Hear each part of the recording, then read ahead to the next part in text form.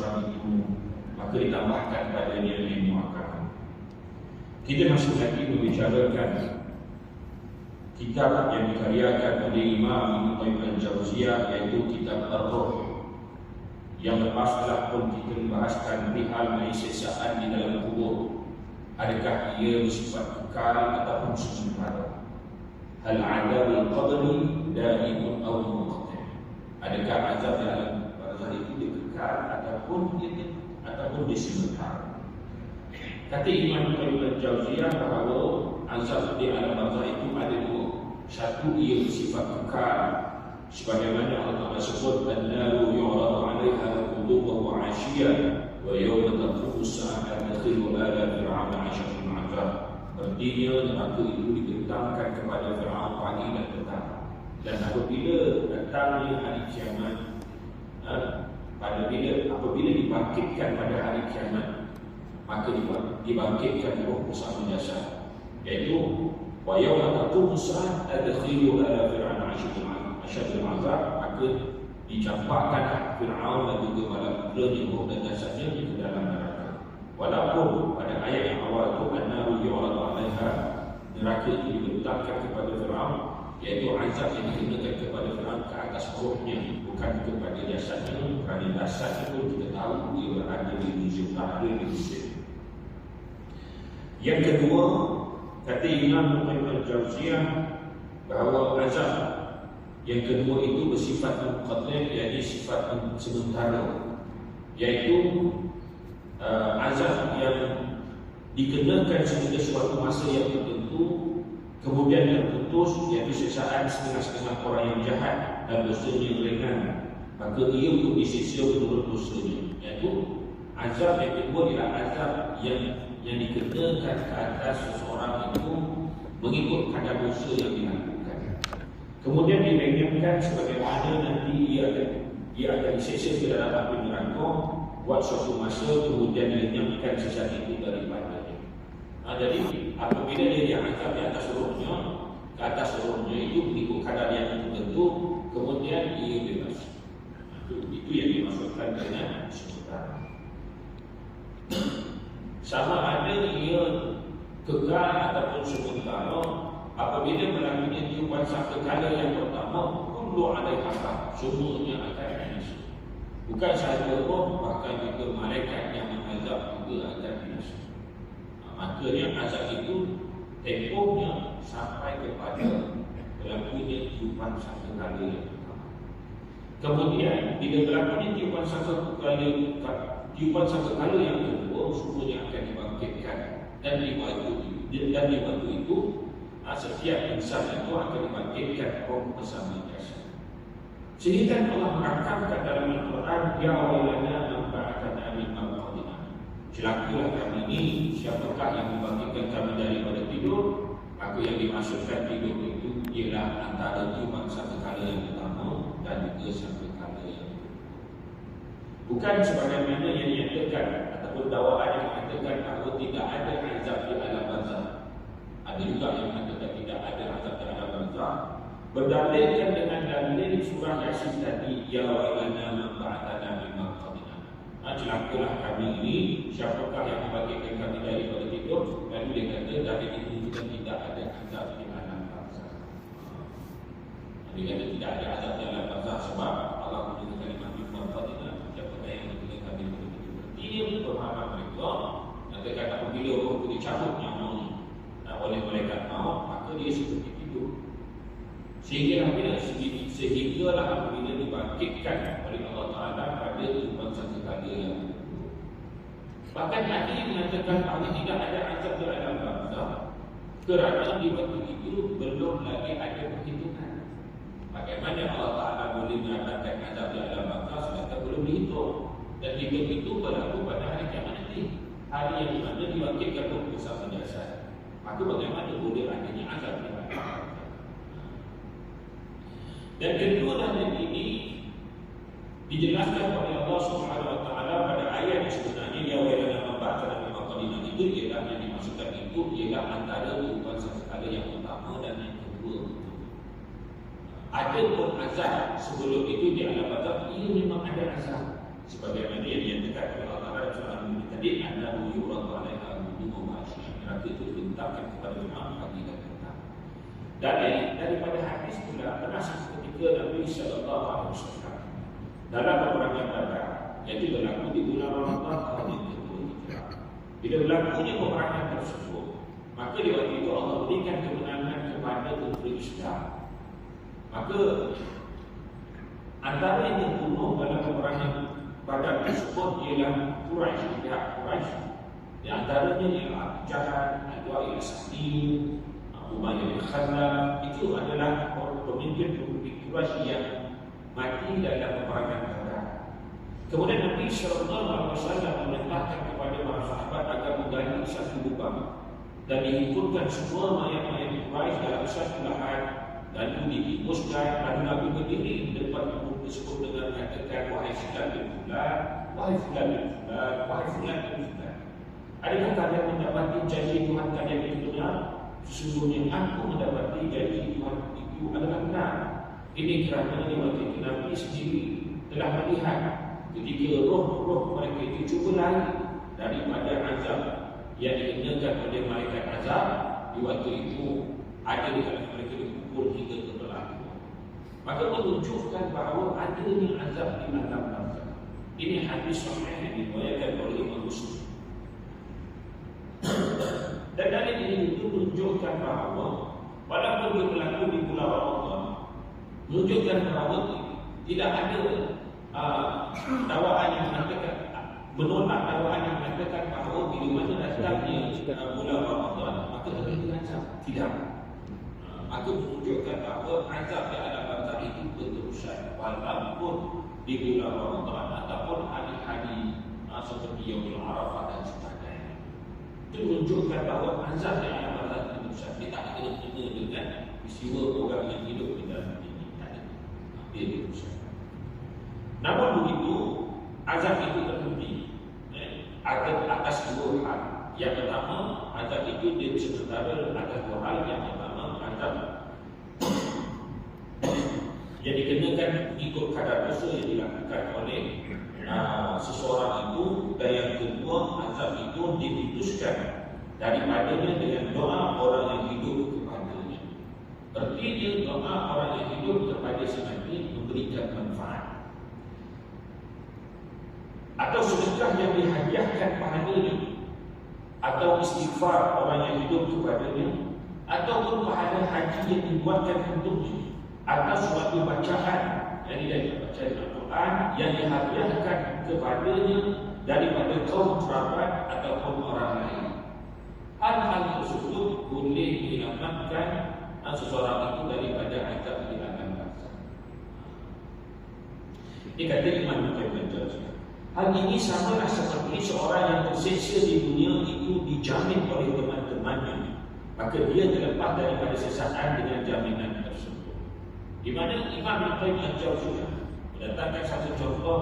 Katakanlah seorang yang telah diputuskan oleh hakim bahawa dia telah bersalah dan dipenjarakan.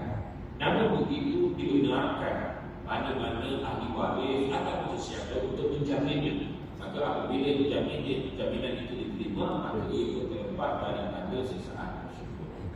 Sama lah seorang itu apabila dia meninggal dunia, lalu doa orang yang hidup kepadanya, lalu Allah Ta'ala terima, maka dia terlepas daripada sesaan tersebut. Namun kata Imam Al-Jauziyah, akan tetapi ada kalanya dia tidak berlaku melainkan dengan keizinan Allah Subhanahu wa Ta'ala. Kerana tiada siapa yang berani memberikan syafaat di hadapan Allah Ta'ala melainkan dengan izinnya. Namun begitu dia bergantung dengan izin Allah Ta'ala. Artinya ada juga kesalahan yang dilakukan sehingga mahkamah tidak membenarkan seorang ini ikat jamin. Mungkin kesalahan ini adalah satu kesalahan yang besar, jenayah, jenis jenayah berat, menyebabkan tidak boleh dijamin. Bagilah macam mana jamin pun tetap juga tak dibenarkan. Maka sama lah halnya apabila seorang itu meninggal dunia dengan dosa yang begitu besar, dosa besar di sisi Allah Subhanahu wa Ta'ala dan tidak diampunkan oleh Allah, makanya siapa pun yang mendoakan keselamatan baginya tetap tidak diterima oleh Allah Subhanahu wa Ta'ala. maka dialah undang. Maka kata Imam Ibn Jauziyah, dialah yang Allah lah yang hendak mengizinkan si syafaat itu mencatatkan kiranya dia hendak merahmati orang yang disyafaatkan baginya. Ingatlah, jangan sekali-kali anda terpengaruh dengan selain daripada itu, kerana dia adalah syirik dan batil dan jauh sekali akan diterima oleh Allah Ta'ala. Jika mana-mana ada yang menganggap bahawa orang ini boleh memberikan syafaat kepada si mati dan sebagainya, apatah lagi si mati boleh memberikan syafaat kepada orang yang hidup, ketahuilah dia adalah salah. Merupakan satu syirik dan batil dan jauh sekali diterima oleh Allah. Berhujahkan kepada dua hujah. Yang pertama, Allah Ta'ala berfirman dalam surah Al-Baqarah ayat 255, "Man alladhi yashfa'u 'indahu illa bi'idhnihi." Siapakah yang dapat memberikan syafaat di sisi Allah kalau tidak dengan keizinannya? Makanya syafaat itu mesti datang daripada Allah. Datang daripada Allah. Apabila Allah mengizinkan seseorang itu, barulah seseorang itu boleh memberikan syafaat. Sama lah halnya yang mana ketika di akhirat yang boleh memberikan syafaat kepada Allah Subhanahu Wa Taala, melainkan kepada orang yang Allah izin. Dan sebab itulah saya ingat kisah apabila manusia diikutkan di padang mahsyar. Apabila manusia semua diikutkan di padang mahsyar, menantikan bilakah saat bermulanya hisab. Maka sehingga ada di kalangan manusia minta kalau boleh punyalah lampu seksa yang menunggu hisab ini. Lalu ada yang mengatakan kalau itu masuk neraka lah. Lalu ada di kelompok manusia bertemu dengan Nabi Adam yang ada memohonlah kepada Allah Ta'ala akan ada disegerakan hisab. Nabi Adam tolak kepada Nabi yang lain, tolak lagi, begalah kepada Nabi Musa, bega kepada Nabi Isa. Akhir sekali mereka minta kepada Nabi Sallallahu Alaihi Wasallam. Apabila mereka minta kepada Nabi Sallallahu Nabi tak terus Nabi sujud dengan sujud yang lama. Lalu Allah Ta'ala mengatakan, "Ya Muhammad, wahai Muhammad, angkat kepala kamu. Hari ini tak ada ibadah lagi. Dah tak ada ibadah lagi. Angkat kepala." Nabi sujud dengan sujud yang lama. "Ya Muhammad, wahai Muhammad, angkat kepala ini apa ini?" Lalu barulah Nabi kata, "Ya, mulakan Nabi Tuhan." Barulah Allah mulakan Nabi Tuhan. Dia datang selepas daripada keizinan Allah Subhanahu Wa Taala. Untuk kita ini. Sebab Allah tak sebut "Man alladhi yashfa'u 'indahu illa bi'idhnihi." Siapakah yang dapat memberikan syafaat di sisi Allah kalau tidak dengan izinnya? Kalau Allah izinkan, kau boleh. Allah Ta'ala tegaskan lagi dalam surah Al-Anbiya, "Wa la yashfa'una illa liman irtada." Dan tiadalah dapat mereka memberikan syafaat melainkan kepada siapa yang disukainya diridhai oleh Allah SWT. Ditegaskan lagi dalam surah Al-Mus ayat 3, "Ma min syafa'in illa min ba'di iznih." Tiada syafaat pun melainkan sesudah keizinan Allah Subhanahu Wa Taala. Semua yang datang daripada syafaat Nabi sekarang adalah datang daripada izin Allah. Selepas Allah izinkan, sehingga Allah kata, "Ya Muhammad, apa yang nak lagi?" Maknanya nak tak boleh. Maka apa yang nak minta kau lagi dibenarkan. "Wala tanfa'u syafa'atu illahum illa liman adina lahu." Dan tiadalah berguna syafaat di sisi Allah melainkan kepada siapa yang diizinkan oleh Allah Ta'ala. Ada orang kata orang ini boleh beri syafaat, sedangkan Allah Ta'ala belum izinkan syafaat itu. Maka apabila Allah Ta'ala dah izinkan, barulah syafaat itu berfungsi. "Qul lillahi syafa'atu jami'a lahu mulkus samawati wal ardh." Katakanlah wahai Muhammad, syafaat itu seluruhnya kepunyaan Allah. Lahu mulkus samawati wal ardh, sebagaimana Allah yang memiliki langit dan bumi ini. Makanya syafaat ini mutlak daripada Allah SWT setelah Allah izinkan baru itu. Dan Allah Ta'ala mengizinkan kepada kalangan hamba-Nya di akhirat kelak. Contohnya disebut oleh Imam Muslim, kisah bagaimana sahabat di dalam surga mereka bertemu antara satu dengan yang lain. Bila mereka bertemu, lalu mereka mendapati ada salah seorang daripada sahabat yang tidak ada. Lalu mereka mengaku kepada Allah, "Ya Allah," dia kata, "si fulan sering bersama kami di dunia." Lalu pada hari ini dia tidak ada. Lalu Allah Ta'ala tanya, "Cuba tengok di neraka." Apabila ditunjukkan dalam neraka dan ternyata sahabat ada di dalam neraka, lalu sahabat tadi minta kepada Allah Ta'ala, minta kepada Allah agar keluarkanlah sahabat mereka daripada neraka. Barulah Allah kasih. Dan itu pun berlaku setelah dia masuk surga. Dia dah masuk surga baru dia minta. Ini bagaimana kita nak minta sedangkan kita masuk surga baru tentu lagi. Dan nak menunjukkan bahawa ia dah tak selepas ini Allah dah redha dia. Dan orang yang masuk surga itu ialah orang yang Allah Ta'ala dah redha. Dah redha baru boleh minta. Dan sebab itulah kata Imam Al-Qurtubi, dan ingatlah jangan sekali-kali ada terpengaruh dengan selain daripada itu, kerana ia adalah syirik dan batil dan jauh sekali akan diterima oleh Allah Ta'ala. Apatah lagi pergi ke makam wali yang dianggap wali oleh sebagian mereka, lalu mereka minta kepada semati. Sedangkan orang yang mati sangat memerlukan doa orang yang hidup. Pertama sekali, orang yang mati itu memang berhajat kepada doa yang orang yang hidup, kerana doa orang yang hidup ini dapat menyelamatkan orang yang mati juga. Dan memang orang yang meninggal dunia itu dapat manfaat daripada doa orang yang hidup, berasaskan kepada satu hadis Nabi SAW, di mana Abu Dawud telah meriwayatkan satu hadis dari sunannya dengan satu sandaran yang boleh dipakai. Hadis ini dibuat Nabi daripada hadis talqin. Walaupun talqin ini Nabi disebut oleh Nabi secara satu hadis yang dhaif yang diriwayatkan oleh Tabrani, namun kata Imam Al-Qayyim Al-Jauziyah talqin sangat membunuh. Dia ada manfaat. Tapi ada satu lagi yang bermanfaat, iaitu doa orang yang hidup kepada semati. Iaitu kata Nabi bahawasanya Nabi sudah pernah menghadiri satu jenazah. Apabila semayang itu telah selesai dikuburkan, maka Nabi SAW bersabda, doakanlah bagi saudara ini supaya teguh kerana dia sekarang sedang disolat. Sebab itulah Ibn Qayyim Al-Jauziyah mendatangkan satu contoh. Ibn Abi Dunya berkata, telah berbicara kepada Guru Ahmad bin Yahya. Katanya telah berbicara kepadaku salah seorang daripada sahabat-sahabat kami, katanya telah meninggal dunia saudaraku, yakni saudara kepada Ahmad bin Yahya. Lalu aku bermimpikannya di dalam tidur, dan mimpinya orang yang hidup kepada si mati itu boleh berlaku. Sebagaimana Allah Ta'ala sebut dalam surah Az-Zumar, Allah yang tawaffa anfusahina mautiha wallati lam tamut fi manamiha. Allah lah yang mencabut nyawa seorang itu ketika dia mati, dan Allah lah yang mengeluarkan nyawa seorang itu ketika dia tidur dan tidak mati. Kata Ibn Abbas, boleh ditemunya orang yang hidup dengan orang yang mati, orang yang hidup dengan orang yang mati dalam mimpi. Dan itulah yang berlaku kepada Ahmad bin Yahya apabila dia memimpikan salah seorang sahabatnya. Lalu aku memimpikan dia dalam tidurku, dan aku bertanya kepadanya, apa keadaanmu ketika engkau diletakkan di dalam kubur? Bagaimana keadaanmu setelah kami meletakkan kamu di dalam lahat? Maka jawabnya, telah datang kepadaku suatu lembaga dengan api yang menyala-nyala.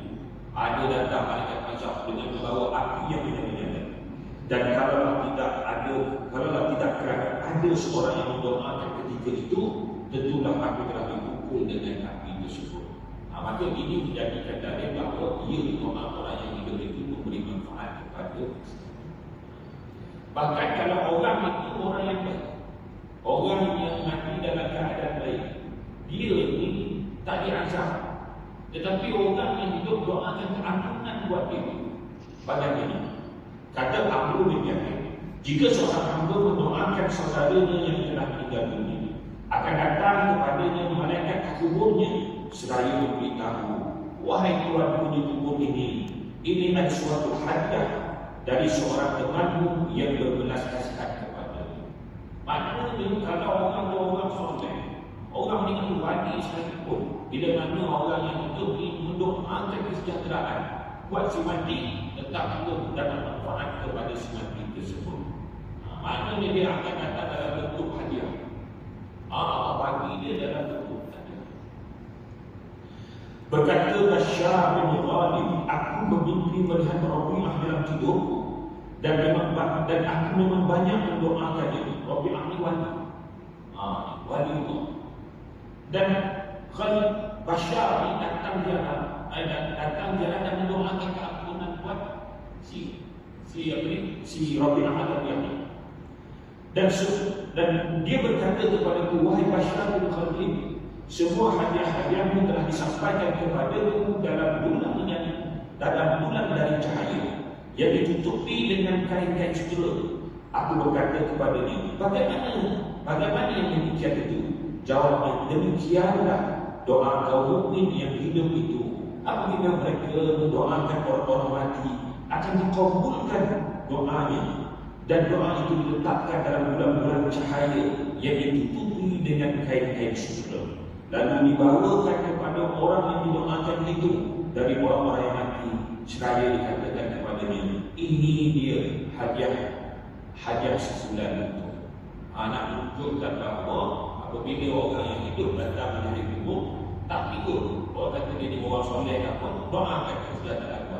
Sebab tu Nabi ajar dengan mengajak assalamualaikum ahli diyar minal muslimin wal mu'minin an tusabiqun wa inna insyaallah bikum dahiqun wa nas'alullah lana wa lakum bil afiyah. Ini merupakan salam dan juga doa orang yang hidup kepada sendiri. Hatta tak pergi ke bakri, hatta tak pergi ke kuburan syuhada berdoa. Itulah dia doa yang diajar. Dan sesungguhnya doa itu adalah doa kesejahteraan buat sendiri. Walaupun yang meninggal itu sahabat, yang meninggal itu orang yang mati syahid bersama dengan Nabi SAW. Tidak pula kita diajar supaya kita doa kepada mereka, minta doa kepada mereka supaya bantu kami yang masih hidup ini.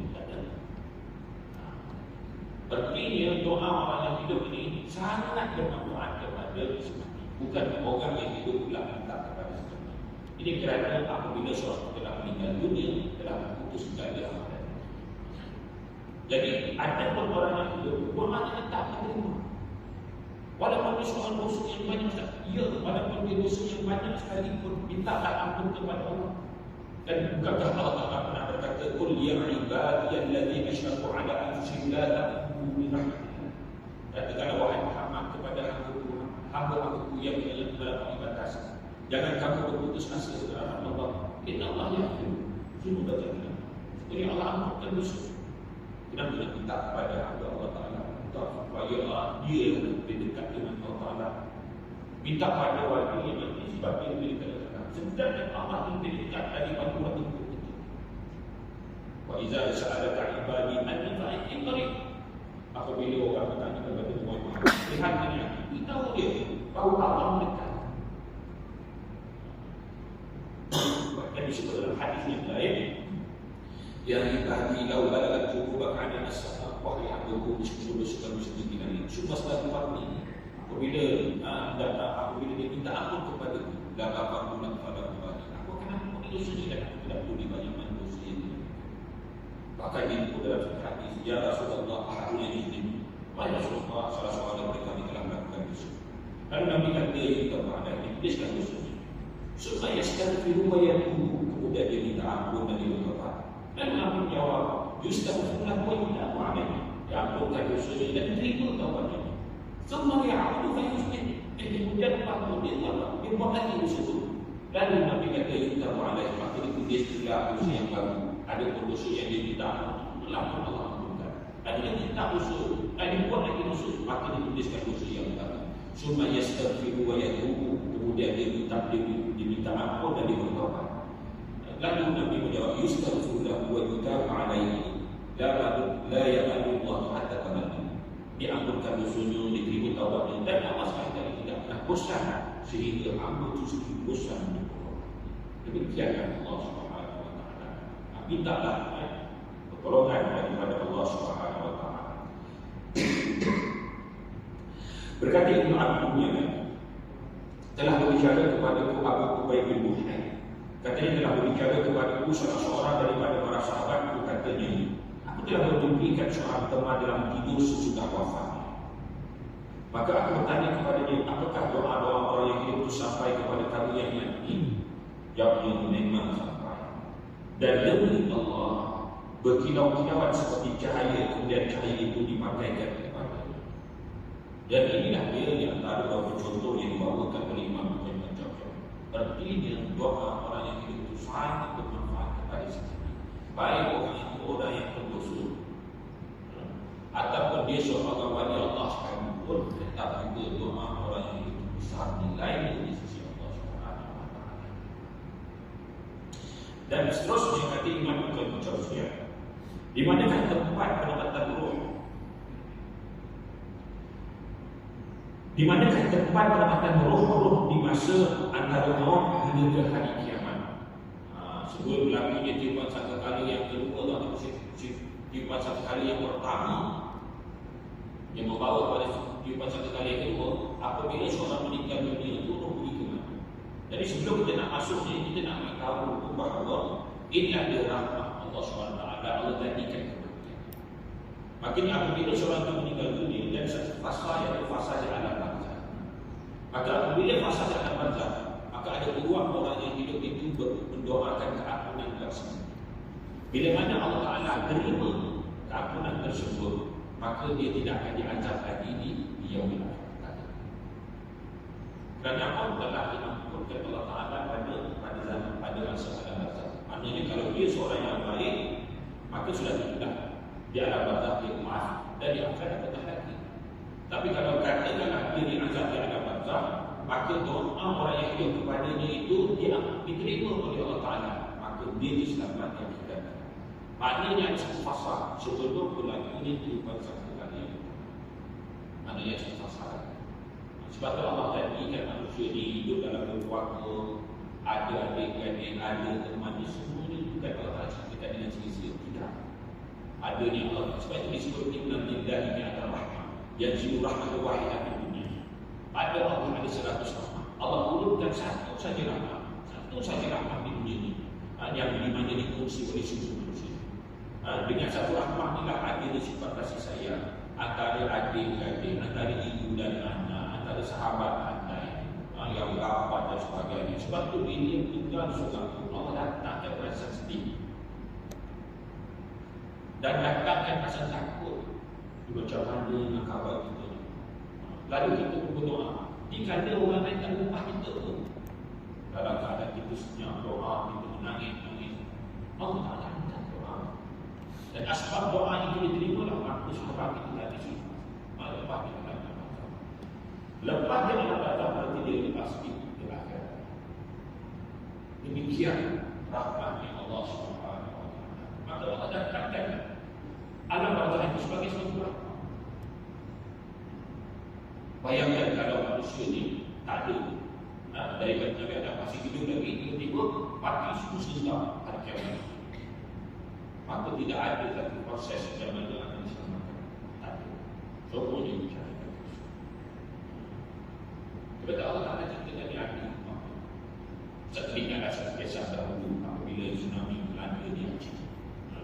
Ramai di kalangan mereka yang menjadi masa itu stres, depres, anxiety semua. Mana tidak bila sekelip mata saja rumah yang habis. Bila sekelip mata ni ada keluarga yang meninggal dunia. Lalu sehingga kata Malaysia ni dari Malaysia datang meninggalkan sokongan. Bila datang ke rumah pulihkan sokongan, sehingga dia tahu ada sokongan. 7 keluarga meninggal dunia. Tak ada masa sekejap tadi. 7 keluarga meninggal dunia. Kalau mereka jumpa dengan makcik tersebut, bila datang makcik apa-apa, makcik tidak tak jawab sesuatu dia. Alhamdulillah. Mereka itu makcik ni saya orang lain semua stres, menangis namun jadi lalu bila disemak betul dia. Lalu ditanya lagi, betul makcik suaminya begini, nama suami begini, anaknya begini, semua meninggal. Makcik macam mana? Alhamdulillah. Kalau ditanya kenapa? Macam mana makcik boleh tenang? Kalau dia kata sebab makcik bersyukur, sebab makcik masih lagi hidup, sebab makcik hiduplah, maka makcik boleh memaafkan keampunan para suami dan keluarga. Inilah dia rahmat. Jadi sebab itulah sebaiklah kita perlu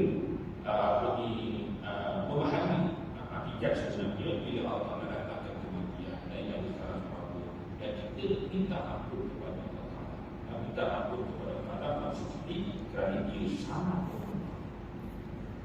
Dan seterusnya di manakah tempat penempatan roh di antara hidup, di antara maut hingga ke hari kiamat? Adakah roh-roh itu di langit ataupun di bumi? Adakah roh itu di dalam syurga ataupun di luarnya? Adakah roh itu dinaungi oleh jasad-jasad yang bukan jasad-jasad yang sah, yang dahulu dia berada di dalamnya, lalu dia merasakan nikmat atau terseksa di dalamnya, ataupun semua roh itu terpisah di suatu tempat yang lain? Kata Imam Ibn Qayyim al-Jauziyah, benarlah ia adalah suatu masalah yang besar yang pernah dibicarakan oleh ramai orang. Ada yang menganggap bahawa roh ini dia boleh berpindah-pindah. Bila orang yang mati dia masuklah pindah ke anggota dalam lain. Itu disebut sebagai inkarnasi. Dulu pernah ada cerita pindahan roh daripada jasad boleh pula masuk ke jasad haiwan dan sebagainya. Ada inkarnasi. Tak betul.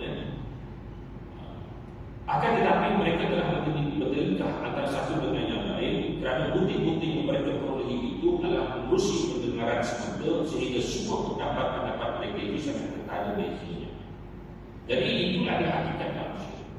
Hakikat manusia yang Allah ciptakan manusia ini. Tentang roh pun dia tak tahu. Allah ciptakan manusia ini kadang-kadang sombong dengan ilmu yang dia ada, tetapi hakikat roh itu sendiri pun dia tak tahu. Sehingga kan kita memerlukan nas, memerlukan Quran, memerlukan hadis Nabi menjelaskan roh itu apa. Bahkan menjelaskan apa tujuan hidup manusia di dunia. Jangan kata roh, tujuan hidup di dunia itu manusia tak tahu. Ada yang mengatakan bahawa roh-roh kaum mukmin itu bernaung di sisi Allah Ta'ala.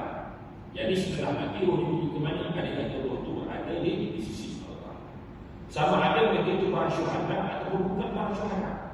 Selama dia tidak terhalang masuk syurga oleh suatu dosa ataupun hutang-hutang, dan Allah telah menerima mereka dengan keampunan dan rahmat untuk mereka. Pendapat ini telah dikuatkan oleh Abu Hurairah radhiyallahu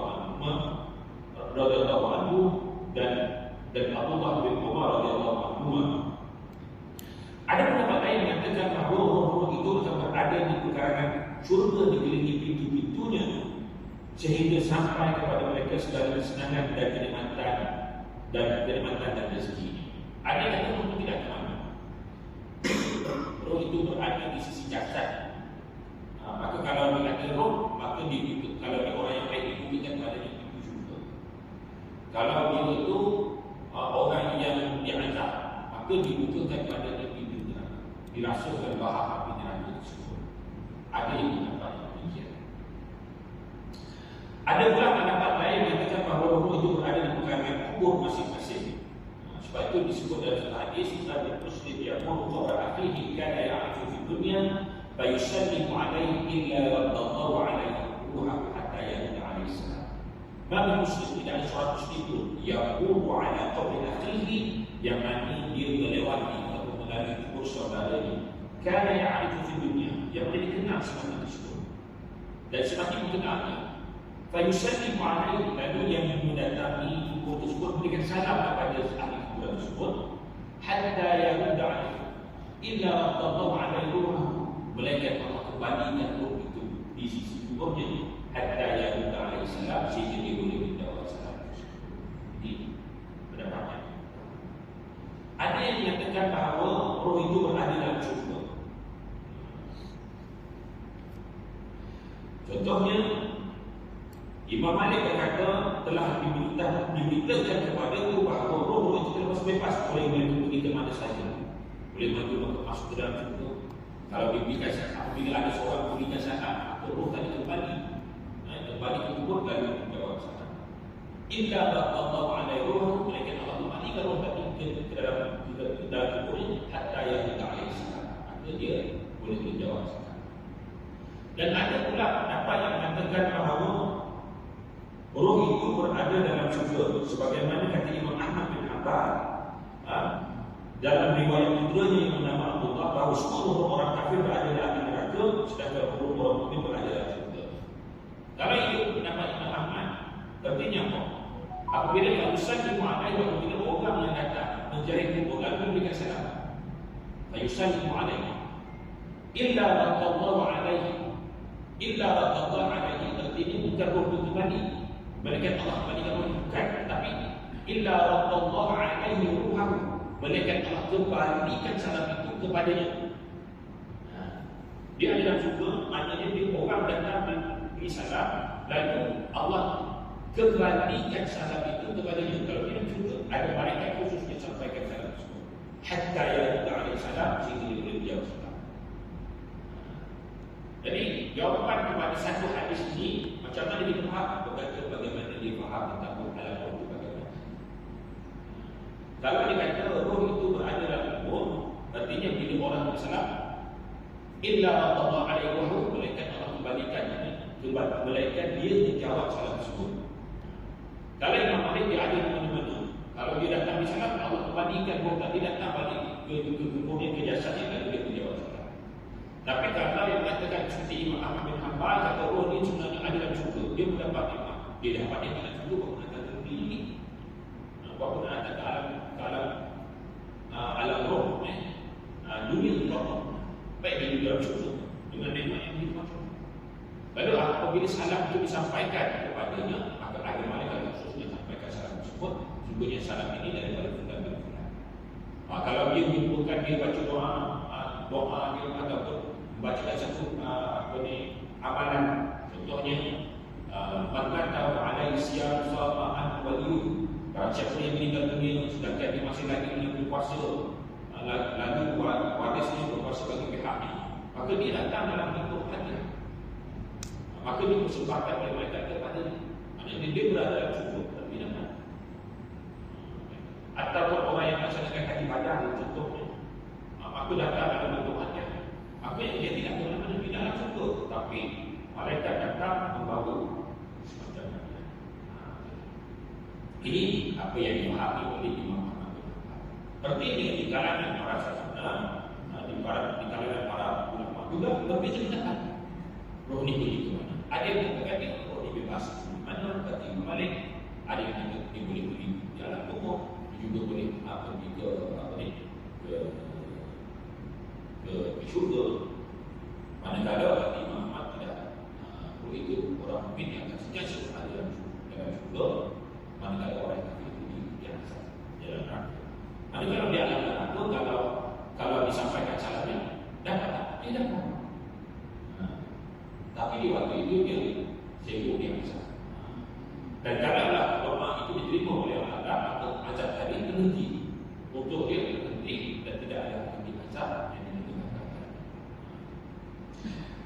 Berkata Allah bin Abbas dan sebahagian daripada para sahabat dan tabi'in bahawa roh orang mukmin itu bernaung di sisi Allah Azza wa Jalla. Demikianlah kata mereka, tidak lebih daripada itu. Dikata orang mukmin ini berada di sisi Allah Subhanahu wa taala. Tetapi ada riwayat lain dan ramai para sahabat dan tabi'in mengatakan bahawa roh-roh kaum mukmin bernaung di suatu tempat namanya Jabiyah. Sedangkan roh-roh kafir berada di negeri besar di Hadatul Maut yang bernama Barak. Ini cukup mendapat apitisan. Dia bukanlah sesuatu yang majoriti ulama tak. Kalau ada kata, ada tak? Orang kata orang yang baik itu berada di suatu tempat, ada kata di negeri Zamzam. Mana orang kafir pula ataupun orang yang asal itu di negeri Barat. Memang ada. Kalau kita tidak tahu itu memang ada situ. Tapi itu bukanlah satu pandangan yang utama yang tak. Itu adalah apa yang dikatakan oleh Imam Malik dan apa yang dikatakan orang kepada ini. Ada yang diturun, ada yang tidak.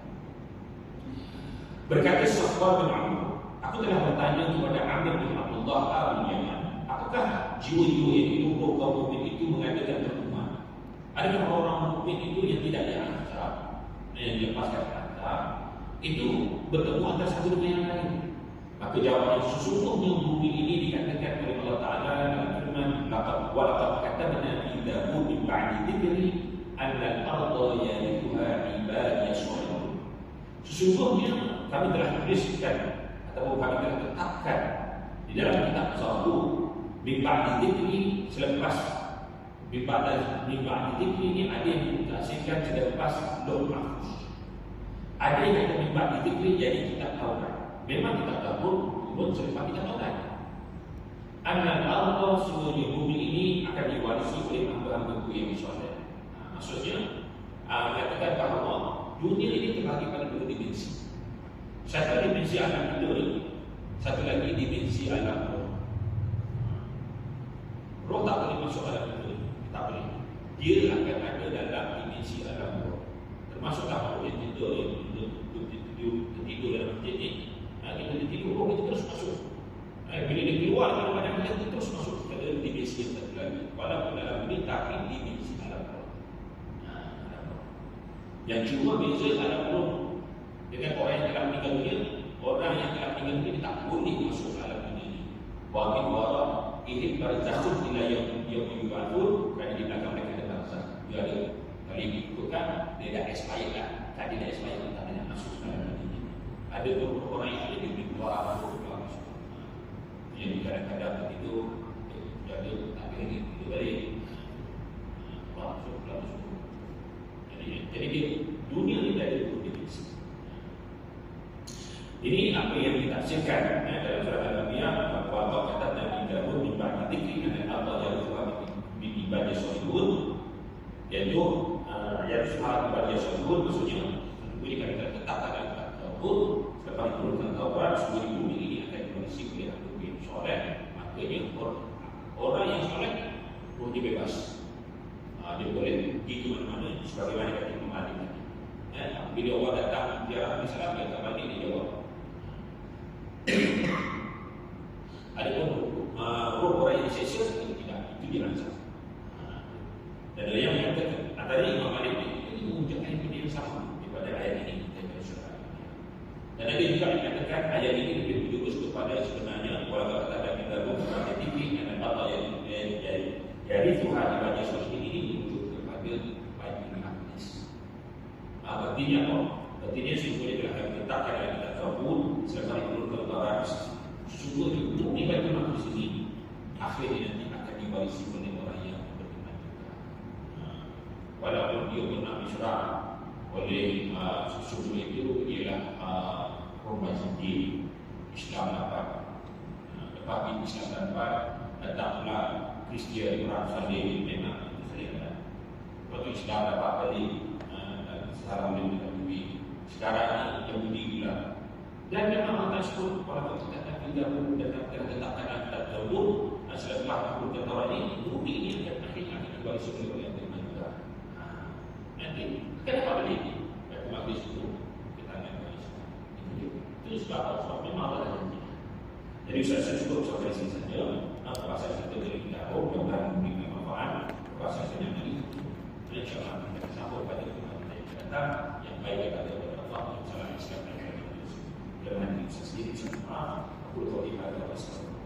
Bismillahirrahmanirrahim. Alhamdulillahirabbil alamin wassalatu wassalamu ala asyrafil anbiya'i wal mursalin wa ala alihi wa sahbihi ajma'in. Allahumma qaddim fid-din wa 'alima taqdim. Allahumma ij'alna min alladhina yastami'una al-qawl wa yattabi'una ahsanah. وصلى الله على سيدنا محمد وعلى اله وصحبه وسلم والحمد لله رب العالمين.